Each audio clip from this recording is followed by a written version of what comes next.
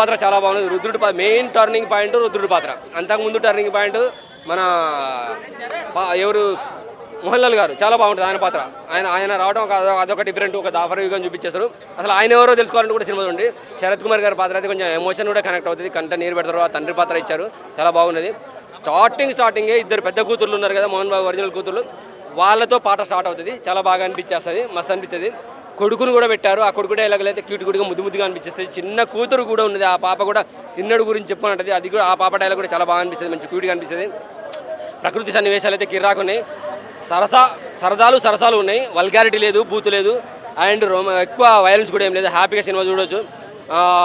ఇంకా అయిపోట్టు అంటే ప్రభాస్ రావటము, ఆ తర్వాత ఎండింగ్ మొత్తం క్లైమాక్స్లో అయితే ఒక అరగంట 40 నిమిషాలు దద్దరిల్లిపోద్ది. నేనే భక్తుని అని విర్రవీగి ఒక పాత్ర ఉంటుంది మోహన్ బాబు గారిది.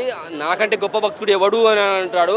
ఆ గొప్ప భక్తుడు ఎవరు, ఎలా మారాడో మంచు విష్ణు. అది చూడాలంటే సినిమా చూడండి. భక్త కన్నప్ప అప్పుడెప్పుడో చూశారు కదా, ఇప్పుడు ఈ కన్నప్ప చూడండి, తెలుస్తుంది. అర్జునుడు, తిన్నడు, కన్నప్ప ఇవన్నీ ఏంటి అసలు తెలుసుకోవాలంటే సినిమా చూడండి. ఆఫ్ కోర్స్ మనకు చరిత్రలోని స్టోరీ తీసుకున్నా కానీ కొంచెం ఫిక్షనల్గా కూడా యాడ్ చేశామనే స్టార్టింగ్లో మోహన్ బాబు గారు వాయిస్ చెప్పారు. ఫిక్షనల్ కూడా ఉన్నది, చాలా బాగా అనిపించేస్తుంది. మంచి మూవీ, మంచి మోనోజ్ బాబు మంచి ఇట్టు కొట్టాడు.